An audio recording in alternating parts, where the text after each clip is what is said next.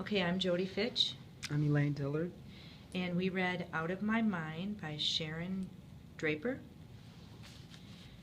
Um, so, what was, you know, my, what I thought about the book was I learned mostly about uh, what it was like for a child who has cerebral palsy in a wheelchair, and I never realized the feelings that go along with it. So it was very insightful for me.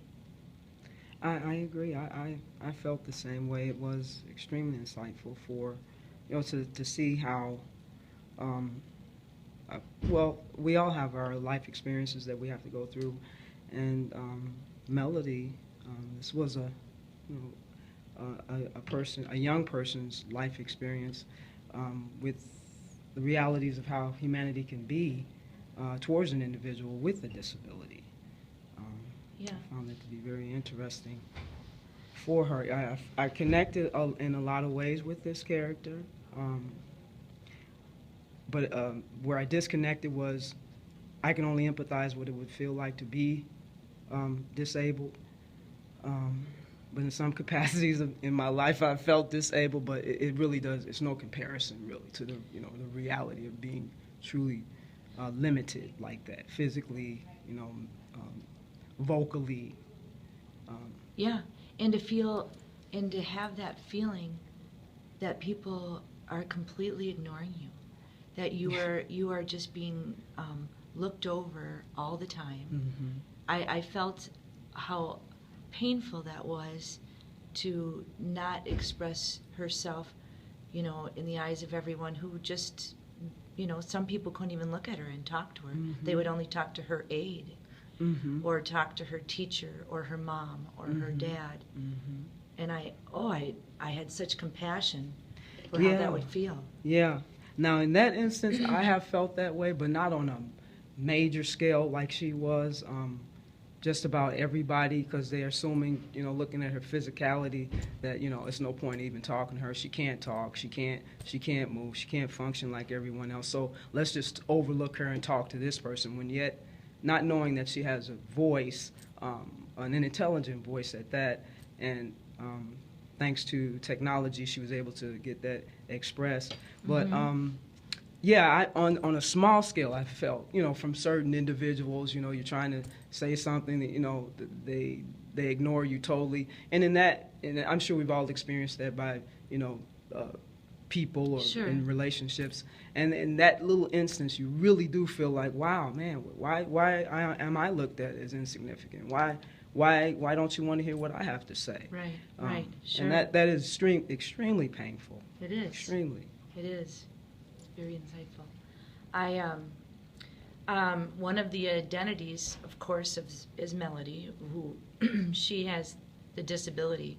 I completely related myself to Mrs. V, who she was the neighbor, and Catherine, who was the aide, and Mrs. Shannon, because they were such advocates and cheerleaders for her. They were. And I just adored that Mrs. V. Wasn't she incredible? She was great.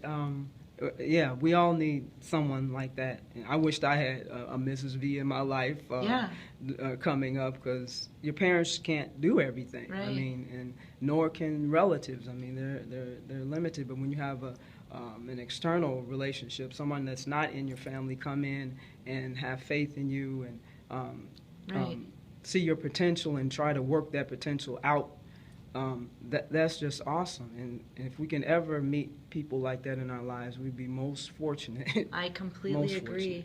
I hope that I reach out to people in the way that they do. I really, that's my goal as a teacher, is I completely want to inspire some students, and I hope that they come back to me years later and tell me that I made a difference in their life, like these people did. Yeah. Especially, Catherine, who completely treated her like a student, just like anybody else. Yeah. Yeah. That was so important for Melody in that time of her life. It was. It was to be looked at and talked to just like everybody else, which that's what she longed to have, longed to experience. And here comes this individual, not judging, not labeling, and just talking to her like the person that she is. And everybody wants that acceptance. It's a longing that we all have.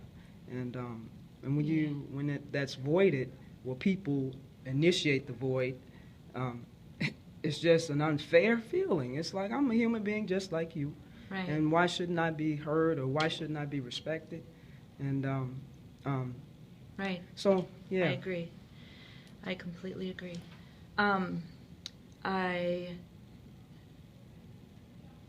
What other social relationships? Oh, let's talk about how about okay, the friendships that she was trying to have at school.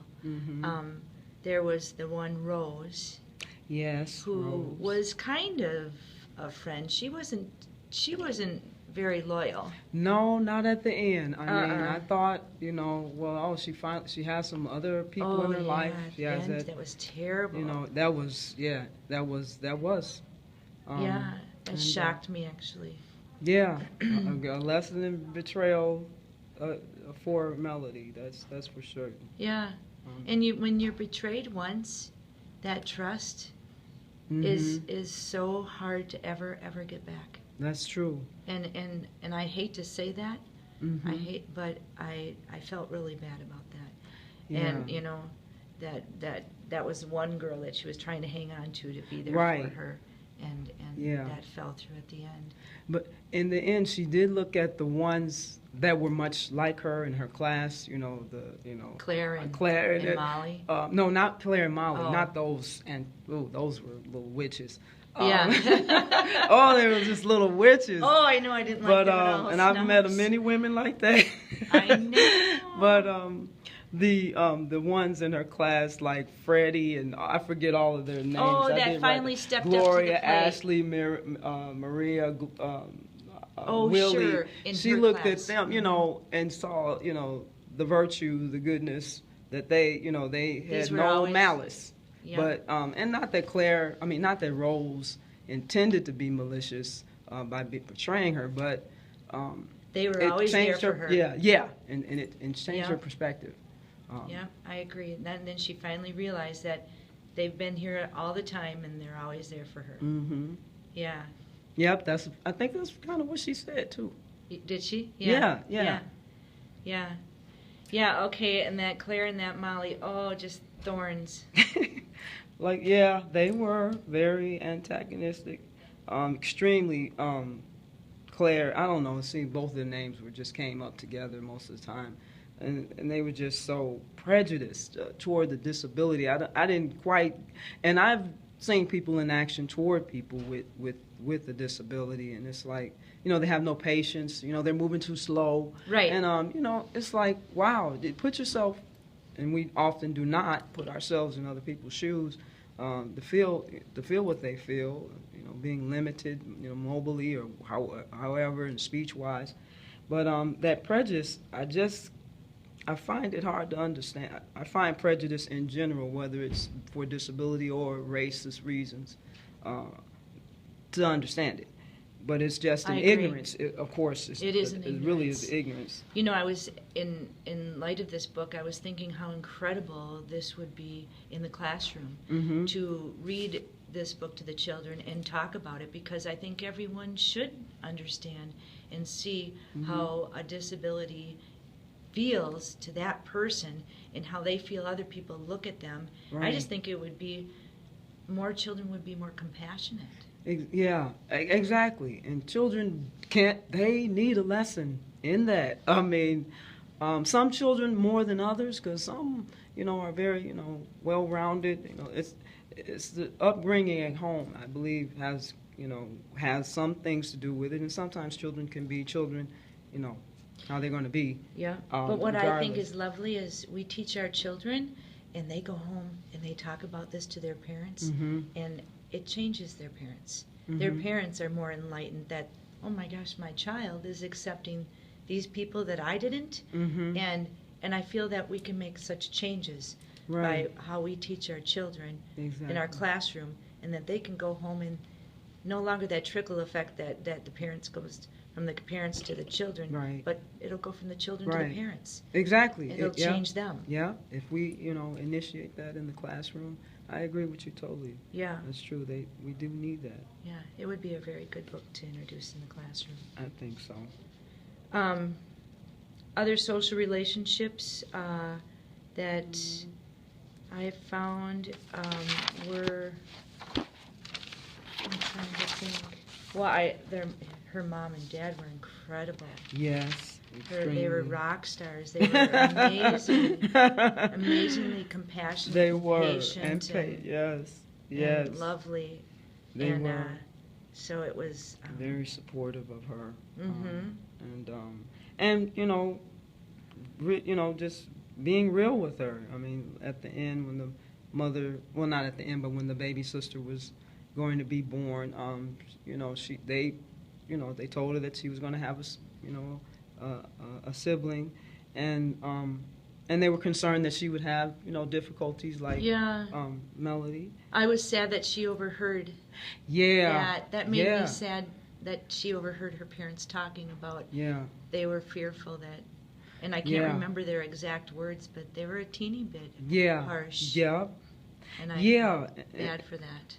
And that's the reality that happens in families. I mean, you can't avoid it. It's like certain things your children are going to hear that, and like you said, I was feeling bad too. And I'm like, wow. And as I read it, I was like, oh, how are they going to say something that's going to really hit her home as far as her being disabled and feeling rejected? I thought they really loved me, but they feel like I'm a burden. But they really didn't.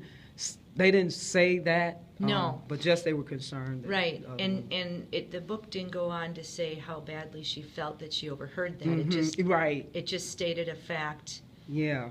And moved on. So, yeah. So I was glad about that. Yeah. I like this author's writing, the way she writes, the humor, the humor that she brings out in different things, and just the way life for a young person can be. Well, like when she was describing her father, little funny things, as her father would take her up the stairs and put her in the bed, he would fart. Yeah. Take a step and fart. I thought that was funny. Because, if anybody will do, dads will do that. There's some farting people. Yeah. I thought that was so funny. And there was another thing the mom did. She told her dirty jokes. Isn't that was one of the mom tells dirty jokes. While Dad was not listening, it cracks her up. Yeah. And I thought that was so cute. Yeah. It just showed that, Mom treated her like anybody mom and else, daughter like relationship. A friend. Yeah. And that was great. Because the mom believed in her they all believed in her as far as her family. Right. And then you had this, I almost said stupid doctor, but he was a butt. I won't say but. Yeah, and when she said that he talked really loud at her and just condescending. He wasn't warm and fuzzy. Yeah, he wasn't. And then the mom got mad at the that was one teacher that was. I love that. And teachers really. The teacher that was teaching them the ABCs still in February. Right. Yeah. There was the letter B in February. I forgot her name, but I should remember it. But yeah, she was not effective as far as her learning experience. I want to see what her name was. You remember her name? No, I can't remember her name. No, the doctor was Hughley. And I think I just wrote doctor.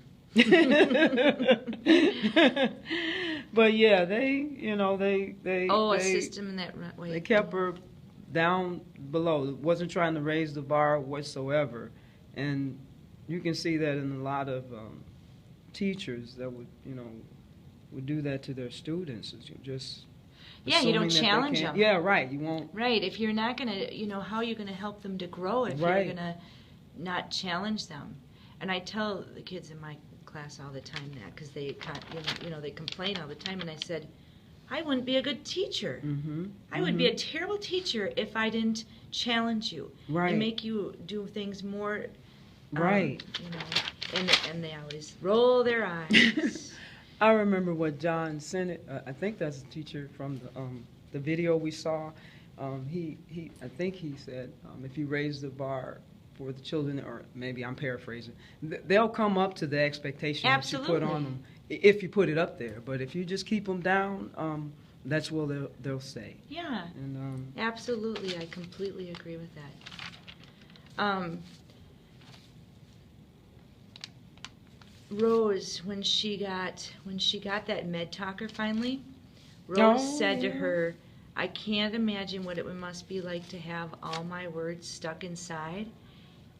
And Melody replied, "It sucks."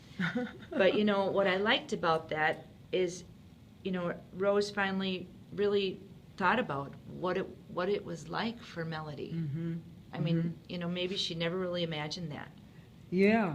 Yeah, and yeah, she Rose was like the initial friend that she had, and she got close enough to her to kind of understand, you know, what that frustration and struggle must have been like, and that's the thing. People, when they look on the outside, and they'll never get to know the real you because they're at a distance with this preconceived notion about how you are, what you think, or right. Your capacity of your knowledge, your limit. They may think you're limited in knowledge and understanding, and they'll never get to know the real you.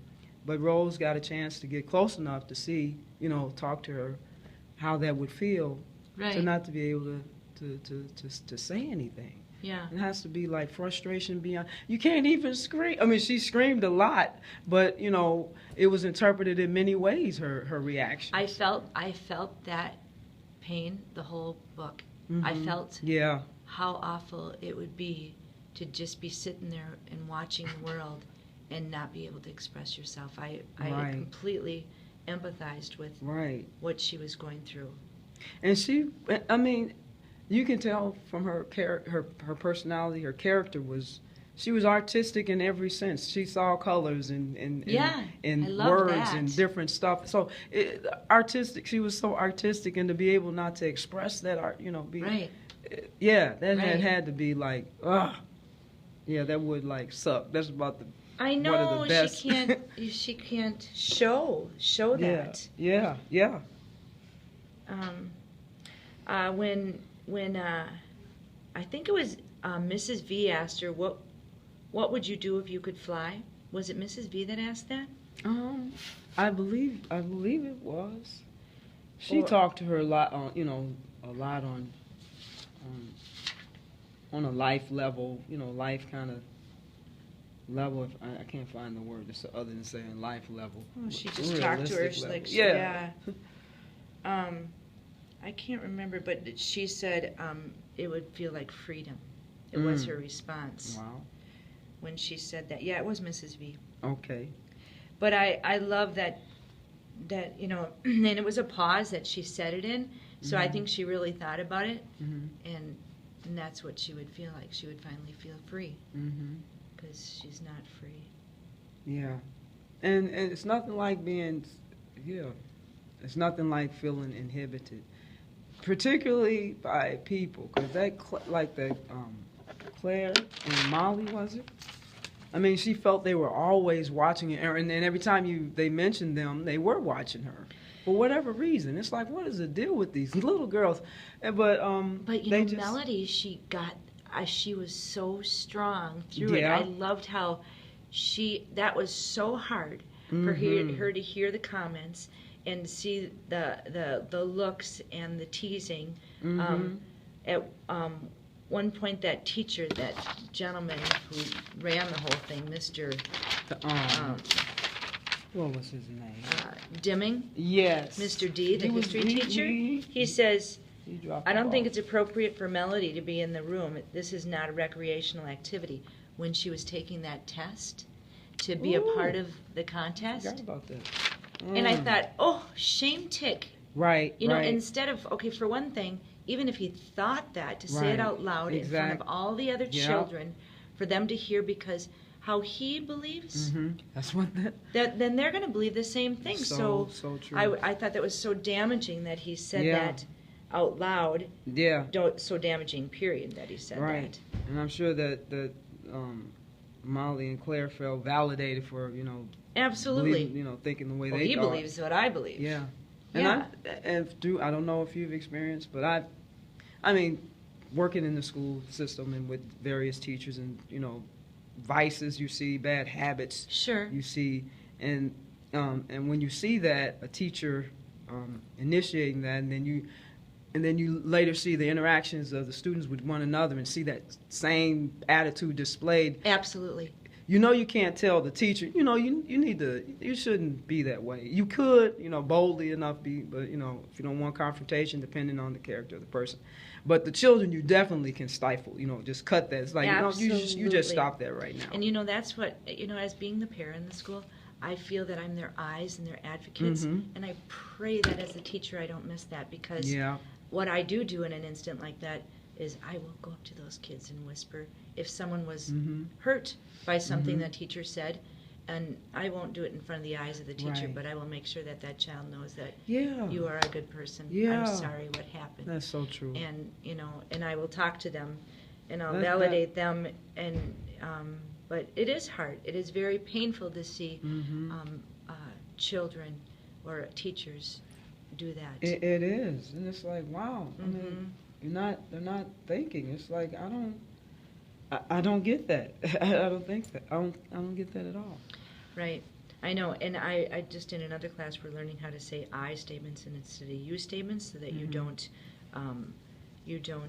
damage the children's. And I've been working on it for the last 2 weeks, and I think about all the teachers that yell at the children, and they, I thought I had the only teacher. Yeah, and I think if you just stop and you say an I statement, that won't happen, because it'll say how you feel, and it'll make you stop from damaging and saying something that should not be said to a child.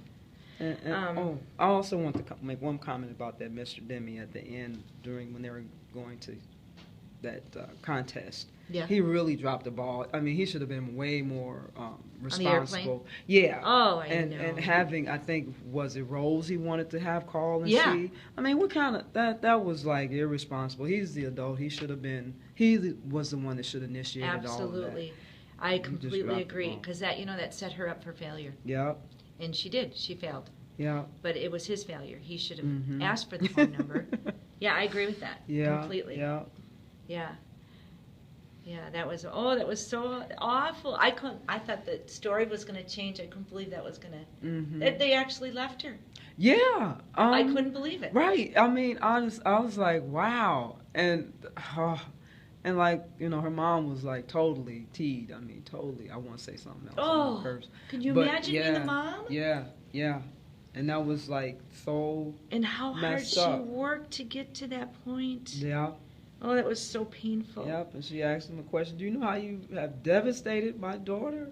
I believe it to that extent. She asked him that, and I'll make it up to her. Yeah. Yeah. Right. Yeah. Oh, yeah. Never, never. I was so impressed with how Melody wanted to go to school. In light of it all, I couldn't believe she did. I would have. Yeah. I think I would have skipped. I know. I think I would have said I want to stay home. Yeah. But, so I was so proud of the fact that she was so strong, and darn it, she was going to go and show her face and confront them. Huge. She had her opportunity. She had her opportunity with their sad little trophy that she described. That trophy. It was, and I think they got what they deserved as well for feeling that they didn't need her knowledge to contribute. They came in ninth. I mean, that's what they get, and it was a triumph for her, even though she didn't go and didn't participate. It was a triumph for her. It was a triumph for her. And she grew up a lot on that day. She grew up a lot on that day when she confronted them and asked them why, and then Rose making this confession, and and then the weight of all of that. Her baby sister getting injured. I thought the baby was going to I know. die. I had I'm tears. like, I had tears rolling down my face at that point. man. Why are you throwing that in the book right now? Yeah, I know. Yeah, and that's the way things go. You kind of, you're so preoccupied with other things, and the mom was tired. She had a migraine, and it was raining, and she was tired. Dad was, he took off yeah, work. I felt all that tension that day, and how everyone was feeling, and she didn't want her to go. And right.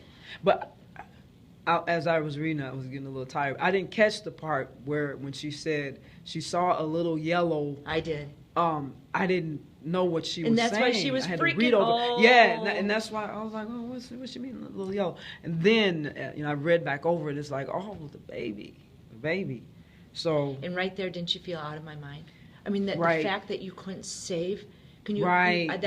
That was the name of the book. Right. I'd be completely going out of my mind. Right. That's so true. And yeah, she's on a couple of occasions she tried to express to her mom. One, was kind of just menial about a toy or no, she was trying to explain something about something in the store that wasn't good. I think it was a toy that wasn't, it was something defected or whatever. I don't know. But anyway, she was trying to express to her, hey, the baby. But, and then at the end her mother realized, oh, you tried to tell me. And I liked that Melody told Mrs. V about what really happened the day about the fish. Oh, yeah. Yeah, because she finally got that out, because I always felt so bad that the mom scolded her I forgot about for dumping the fish over. Right. And it wasn't her fault. Right. And Mrs. V knew of the story, so I was glad that she finally got to speak the words and tell her what really happened that day. Yeah, that whole device that was able to give her a voice, like the med talk. Stephen Hawking's genius. And see, just on sight, if you didn't know anything about his background, that he was, just this mega mind. And just like, oh, what a poor soul. Not knowing there's a genius sitting up in that deformed body or whatever you want to think. Right. And, I'm just going to say it. I know it has nothing to do with any religious things, but I think God is really good at taking I do too. Imperfected what an amazing man. Utensils and making something out of them. And you just never know what's inside of a person until you open up that box or try to get to know what's in that side of that. And that's what I felt that this big book did for me. I completely felt, I needed a book like this. I needed to know. Now I want to read about it. Aren't you glad I referred you? Yes, I am so glad. I am so glad. And I want to read about every disability. Yeah. I want to know. I want to know. And, I'm sure that this author had to really dig deep to find out what people do feel like. Yeah. And so I'm so glad that you recommended this book. And I have recommended it to so many people at my work. I have a teacher right now with a child who has CP. And I said, you've got to read this. I said, it's an amazing book. And I said, we have to read it to our children. Right, yeah. Because we have to let our children know what it feels like for these children.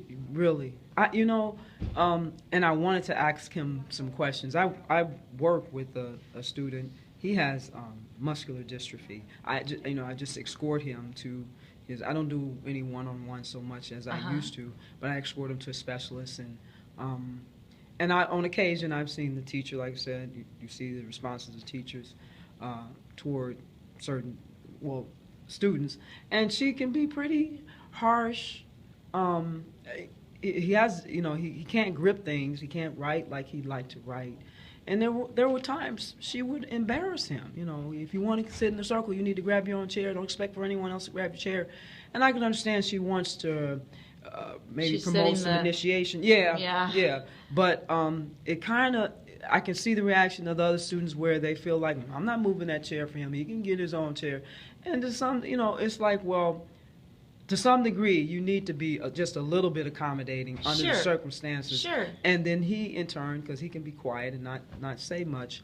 But when I noticed that, and especially after all the other readings about attuning to the children, I really focused a lot this class really has changed my perspective completely on that attunement to children, trying to really listen, trying to empathize from where they come from. And right now, I know I empathize as far as just learning experience, trying to get the information. I stated that in many reflections that about my personal growth reflection, how I felt about just trying to get information and learn all the process of it all. Okay. Hey, we're done. Okay.